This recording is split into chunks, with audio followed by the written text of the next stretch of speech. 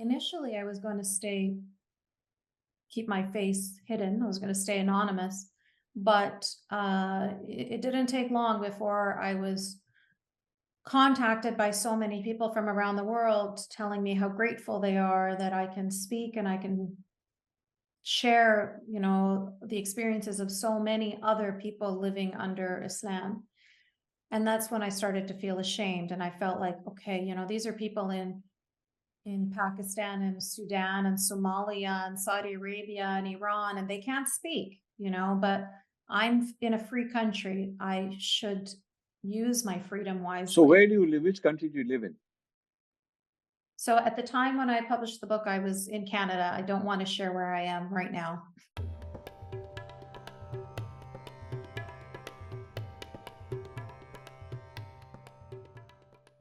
Namaste and hello, viewers. I have a very special guest, Yasmin Muhammad, with me.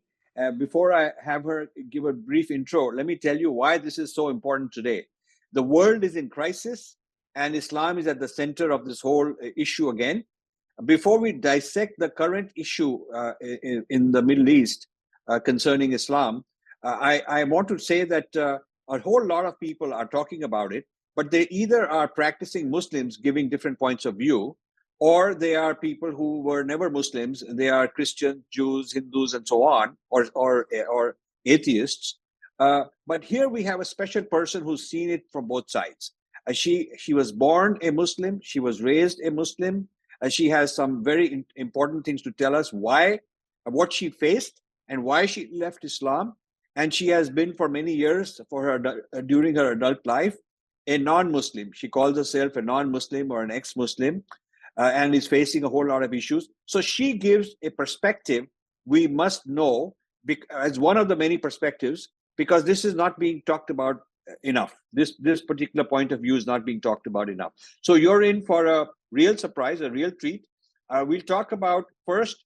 I'll let her discuss her life, her journey, what her upbringing was like, what were the turning points, what she faced, and these are lessons for many other women who are still in Islam. Then we'll talk a little bit about the Israel Hamas war going on in the Middle East. Then we'll talk about the global left, why the global left is the way it is, why we have this whole Harvard syndrome and universities everywhere and media rabble rousing people as liberators, what they're all about. We want to hear her perspective on this. And then finally, we'll talk about Islam itself. What is it about Islam? What are the qualities that result in these conflicts with others?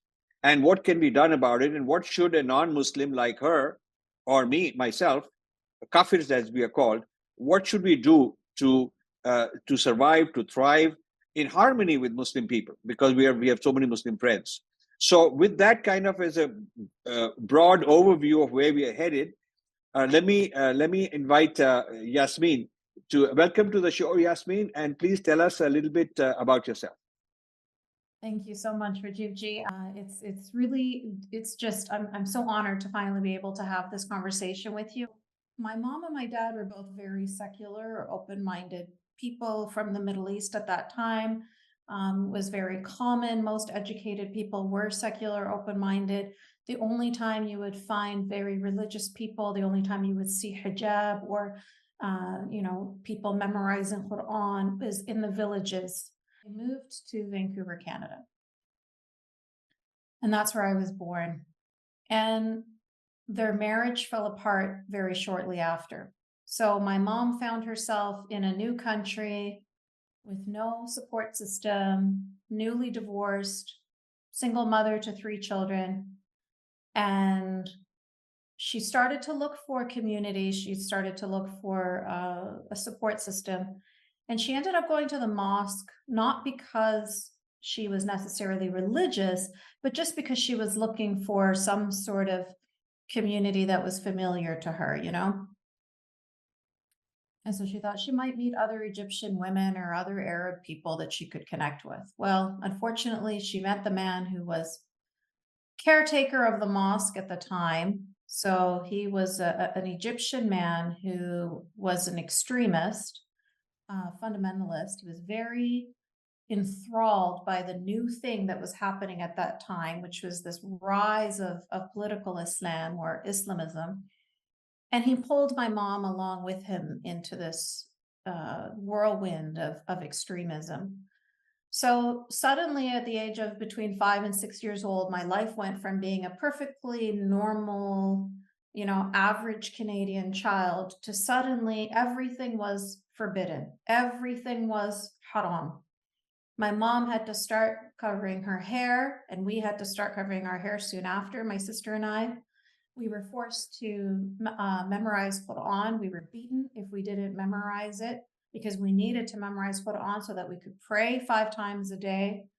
We were told that we were no longer allowed to have non-Muslim friends. So my best friends who, I used to walk down the hallway in the apartment building where we lived, Chelsea and Lindsay, I used to play Barbies with them all the time. Suddenly, they were not allowed to come to my house. I was not allowed to go to their house. Birthdays are forbidden. Birthdays are haram. Riding a bike is haram. Swimming is haram. All joy, anything that a child would bring them joy and happiness at that age, all of it was forbidden. My mother's records, music is haram. Music is forbidden. He took my mom's records. She had a lot of, she loved country music. She had a lot of Dolly Parton and Kenny Rogers and Hank Williams. He took all of her records and he broke them. And now, Yasmin, what decade was this? This was in the 80s. So I just want people to know that this is happening. It's not something that's just happened nowadays, this radicalization. This story is not happening in the Middle East somewhere. It's not happening in Saudi Arabia or Iran or something. This is happening in Canada, and it's happening in the 1980s. And it's happening with her mom, who's a well-educated person, and this is the amount of fundamentalism being brought into her life because the mother had a second husband who was this kind of a person. So it is now even more common. And the second point that is noteworthy is a secular family in Islam still wants to be in the mosque for social reasons. They didn't go there looking for religion. They got the religion imposed on them, but they went there looking for social companionship and, people with similar culture, language, background, and so on. And they ended up with a whole lot of religion being imposed on them. Am I right in summarizing? You are absolutely correct. I've detailed a lot of my experiences in my book. But let's just fast forward to being 19 years old, and my family forced me into a marriage with a man who is a member of Al-Qaeda. Your husband was a member of Al-Qaeda? Yes. Okay. He might still be. He's in prison in Egypt now. Okay. So before I was married to him, he was living in Afghanistan for 10 years, working with bin Laden. In fact, when he came into Canada, he was arrested because he entered Canada with a fake Saudi Arabian passport. Like, the amounts of red flags are inconceivable. So he is entering Canada from Afghanistan with a fake Saudi Arabian passport, and he is actually an Egyptian. Like, there's so many problems here, but they gave him refugee status. And not too long after we were married, I ended up pregnant. And I had a little girl. And you're a father, you know how you feel when you hold your firstborn and you're just overwhelmed with love that you've never felt before, this intense desire to protect this baby, and for that baby to never feel anything but happiness in their life.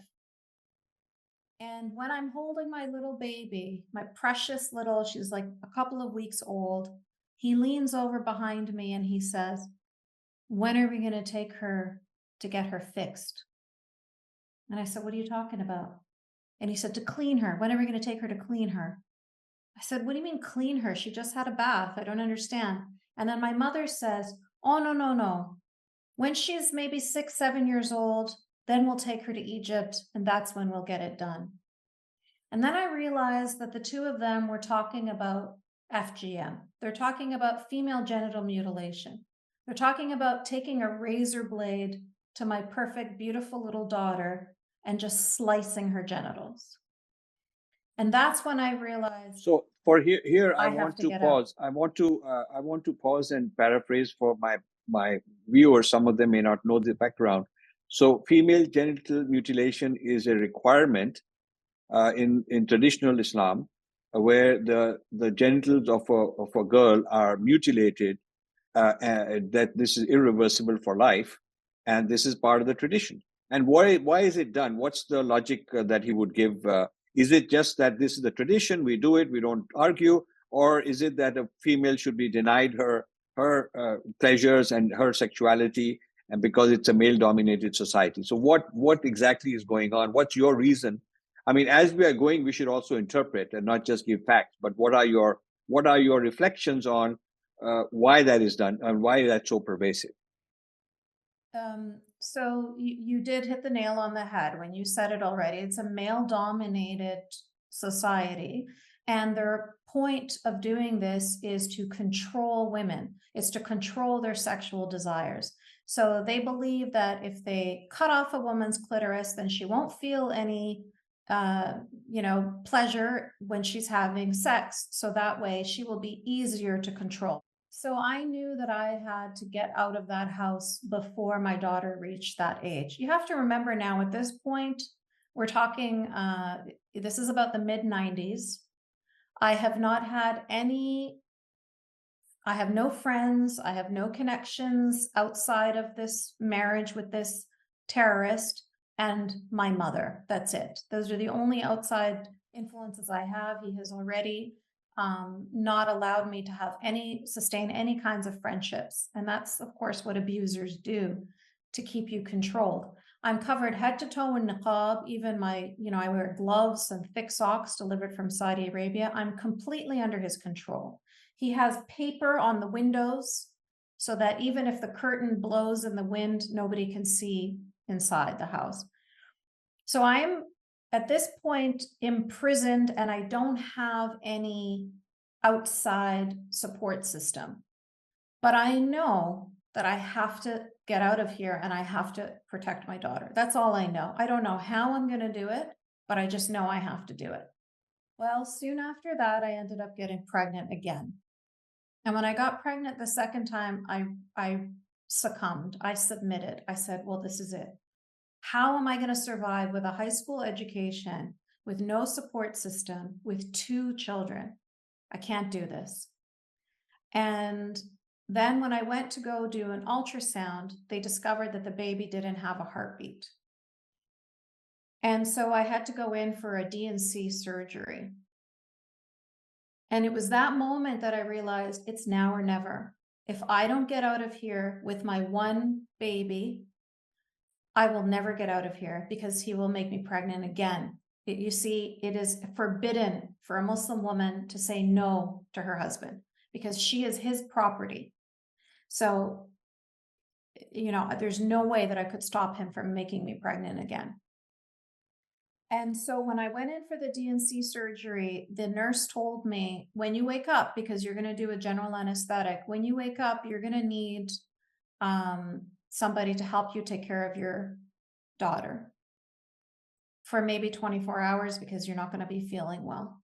Well, I told him I'm going to need somebody to help me take care of my daughter for 1 week because I figured that would give me some time.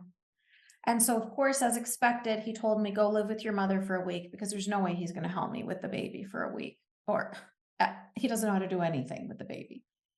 So I went to go stay with my mom for that week because I figured getting away from her was easier than getting away from him, less physically dangerous anyway. So when my mom got up the next morning to go to work, because she is the head of the Islamic Studies department at the Islamic school, my mom is a Sharia scholar from Al-Azhar University. When she got up to go to work the next day, I grabbed my daughter, covered head to toe in black, took my baby, went on the bus, and I went to go see a lawyer. And I told the lawyer very quickly, I said, I have to be very fast before my mom comes home from work. I need full custody, I need divorce, and I need a restraining order. And this woman was like an angel. She completely did everything. She didn't even have the information correct because I didn't have the information correct. I didn't even have his birth date correct because they had lied to me about his age. He was 15 years older than me. Anyway, she managed to do everything for me. And I stayed at my mom's house, and I knew that he realized that I was filing for divorce when he came to my mom's apartment, and he was screaming from the front door of the building, screaming in Arabic, "Give me back my wife! I will cut your face!" And all sorts of threats. I was absolutely terrified. I called 911 and they told me, yeah, we know. Many people have called. There's a man, 6'4" man screaming in Arabic in front of the building. Okay, we're coming. So when the police came, they explained to me that a restraining order will only prevent him from coming, within a few hundred meters of where it was that I was either going to school, going to work, or living. And so they told me, for your safety, you need to stay in this apartment because we don't know, it's not a magic thing. It can't protect you like that.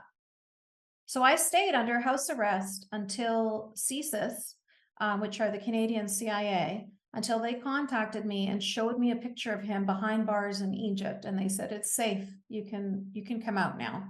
Close to a year. Okay. I started taking the courses online at the time. It was a brand So new thing to have online courses. You stayed at home, isolating yourself and your child. You have one child that time, and to be protected until many months later, the CIA, the Canadian CIA, informed you that he's in jail as an Al-Qaeda operative. Okay, where you are at is your husband is in jail. You have a daughter now. What happens next? So I start going to university, and in university, I take a course called History of Religions, and it focuses on the 3 monotheistic religions.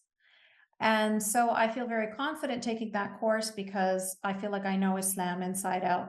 In that course, it was the first time in my life that I had the opportunity to actually critically examine Islam. I was allowed to ask questions, and my professor didn't get angry. He encouraged the questions. And so while I was in that course, kind of being intellectually challenged about my religion, 9/11 happened. So when 9/11 happened, that emotionally challenged me. So I was bombarded both intellectually and emotionally at the same time. And so that's when I decided that I no longer wanted to be a part of this religion anymore. I didn't want to identify with the people who would be so jubilant over the deaths of people after 9/11. And that's when I left Islam. But of course, I stayed very quiet about it because the punishment for renouncing the religion is execution. And that can be carried out by any believing Muslim. It doesn't have to be by some Islamic court. As you know, Ayaan Hirsi Ali is one prime example. Salman Rushdie is another example. People see what happens to people who go public and speak out against Islam. So I stayed very quiet to protect myself and to protect my daughter. And I stayed quiet for many, many years until 2014 when I was watching an episode of Real Time with Bill Maher, and he had a guest named Sam Harris. And the two of those men were talking about the problems within Islam and why the liberal left are unwilling to name the problems and unwilling to even criticize Islam, even though it was such an illiberal religion. And at that moment, everybody started attacking Sam Harris and Bill Maher, saying these are nothing but, white American men. They have no right to talk about this. And so I felt like it was I was compelled to speak out as a, brown-skinned Arab woman. And I would finally, I would be able to say the same things that they're saying, but they wouldn't be able to shut me down by citing my immutable characteristics. And so I wrote my book. Okay. So there's my And book. this is available on Amazon because I have a copy. Yes, it's available on Amazon. It's available in 15 different languages. It's available through the Richard Dawkins Foundation website for free in Arabic, Indonesian, and Urdu. And yeah, so I published this book in October of 2019. Initially, I was going to keep my face hidden. I was going to stay anonymous, but it didn't take long before I was contacted by so many people from around the world telling me how grateful they are that I can speak and I can share, you know, the experiences of so many other people living under Islam. And that's when I started to feel ashamed. And I felt like, okay, you know, these are people in Pakistan and Sudan and Somalia and Saudi Arabia and Iran, and they can't speak, you know, but I'm in a free country. I should use my freedom wisely. So where do you live? Which country do you live in? So at the time when I published the book, I was in Canada. I don't want to share where I am right now. Okay, okay. But you're open. You're walking around. You're living a public life. Well, yes, I'm very careful about when I am doing things publicly. Yeah. So You have so to be now tell careful. us about the foundation you started to help other women, other Muslim women who want to get out but they are scared. Tell us a little, just in a short way, just quickly what it does, and so people who want to support your foundation have a way to support you. Yeah. So it's not just women, it's women and men. It's anybody who is looking for support from the religious trauma that happens from being raised in a Muslim majority country or in a Muslim family or in a Muslim community. And so what we offer is, you know, as soon as you renounce the Well, I religion, think it's a first you should give cult. the name. Oh, yes, of course.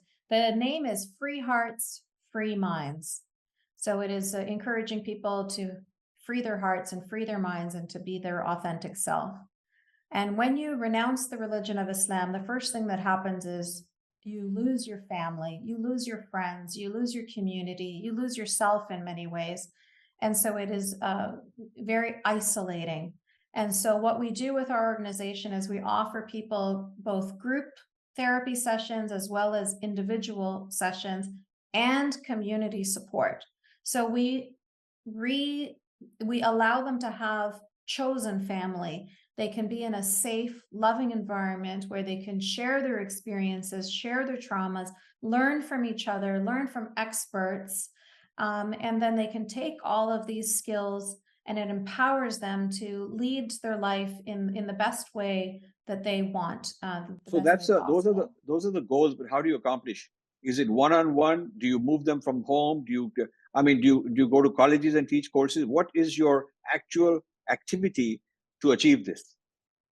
So we have to be very, very careful because when we're talking about ex-Muslims, we're talking about people who are living in countries that can be executed for their beliefs.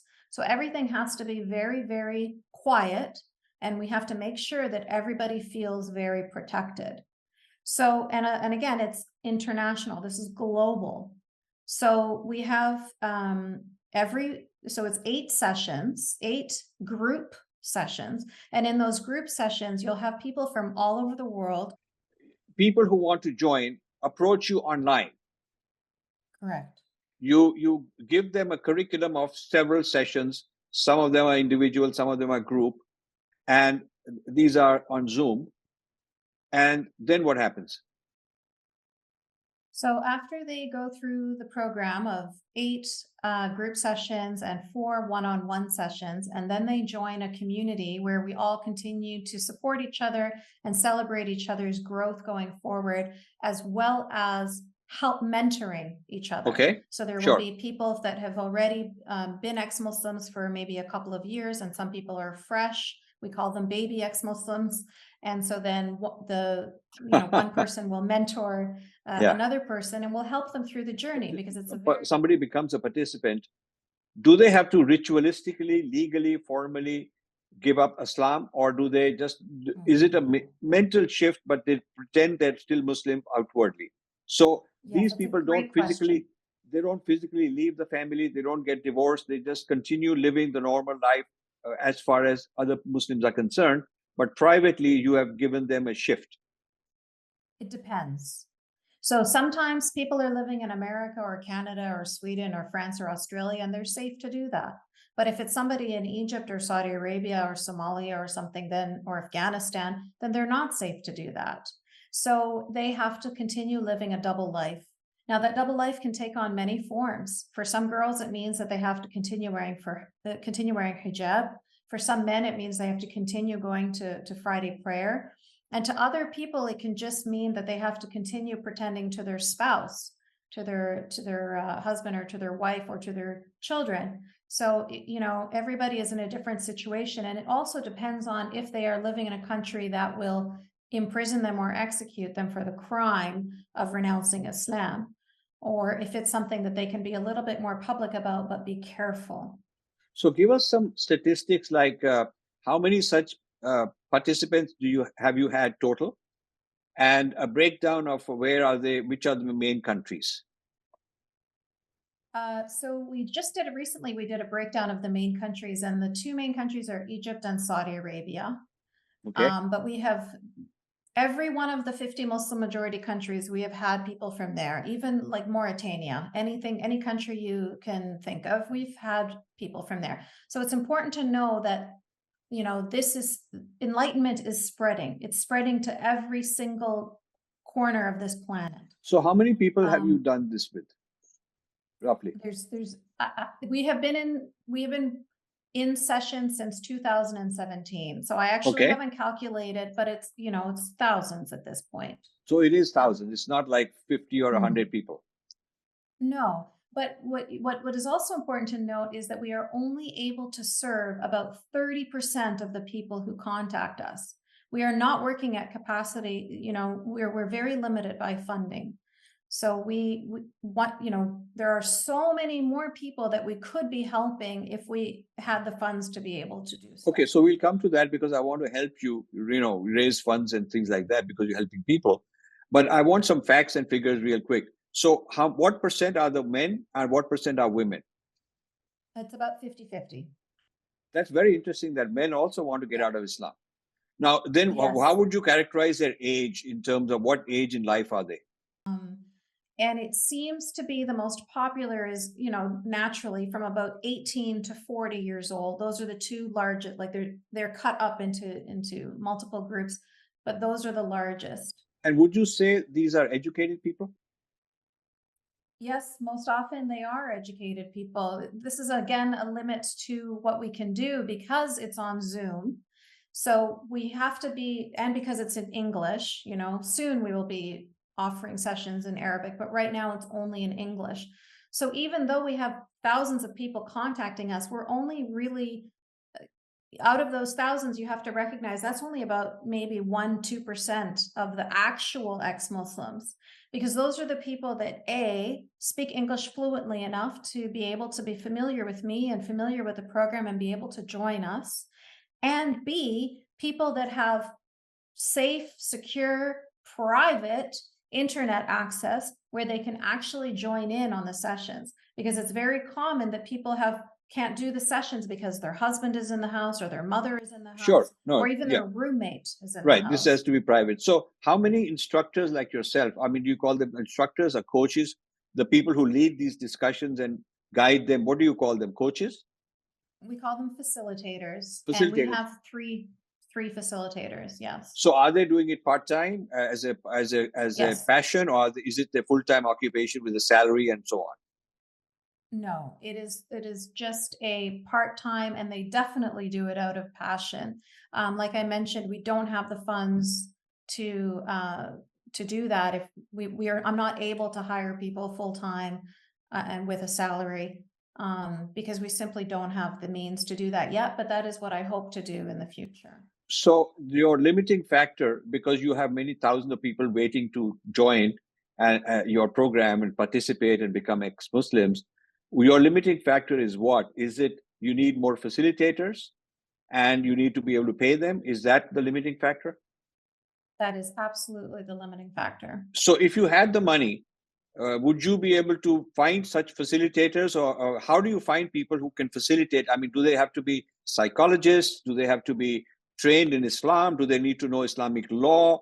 What are the requirements? Because tell the audience a little bit about what your sessions, the public and private, what kind of domains of expertise do your facilitators bring to counsel them?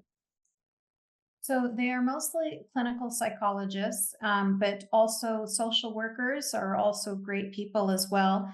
And as far as the background, it is preferable if they do have some understanding of the culture, the different cultures that Muslim people come from. What would you say is how many of the people proportionately, is it 5% or 50%, after going through your program, can say confidently that I am an ex-Muslim,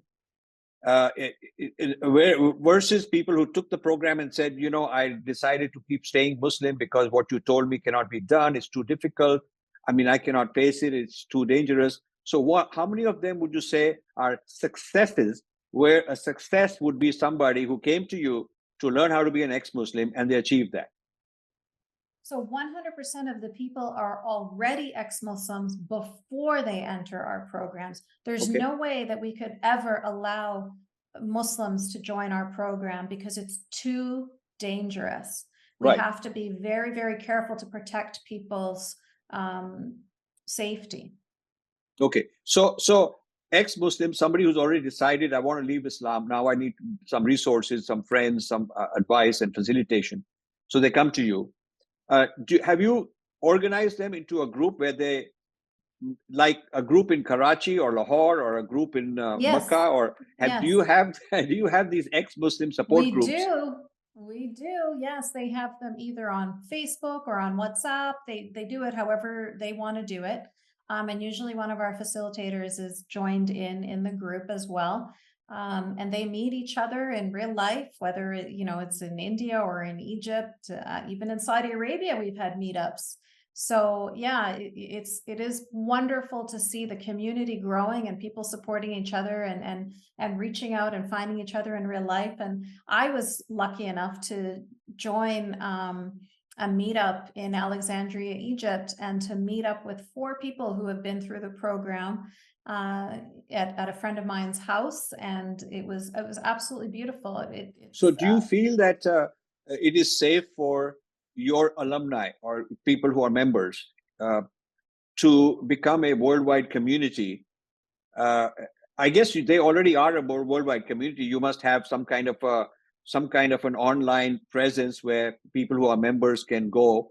But is your website publicly known? So I could people who are interested in donating can go and look at it and check it out. Can you share the handle or the address of your website or your Sure. internet or your Facebook handle or your Twitter handle? Yeah. So it's freeheartsfreeminds.com is the Okay. website. And then you'll also find us on Instagram under Free Hearts Free Minds, and in Facebook under Free Hearts Free Minds. So, but you hide the identity of the members. Oh, absolutely. If you go to our website and you click on testimonials, you'll read hundreds and hundreds of stories from people who have been through our program.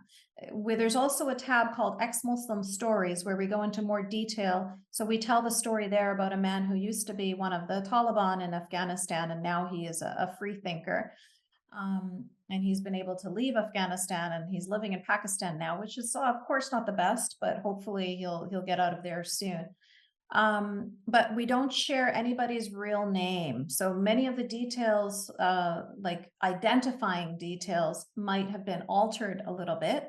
But we do write these stories along with the person to make sure that they feel safe before we put it up on the website. They know exactly what information we're sharing. And quite often people aren't even comfortable sharing the name of the country that they're living in. They just want to say Middle East. They don't even specifically want to say Iraq or Yemen or whatever, because it's very dangerous. So we've had a nice discussion to introduce your life story, to introduce your organization, and maybe, and I'm hoping people will go to the website, and I assume there's a donate button, they can donate. Yeah. Okay, so just for full disclosure, we sent a significant amount of money to her organization. Infinity Foundation did, because we do have we do have a certain fund for humanitarian causes. And you are IRS approved 501c3 in the United States. And maybe in other countries also, you have ability to be registered. I don't know. Where else besides USA are you officially registered as a government approved charity? Only in America at this point, but we are working on doing the same in Canada.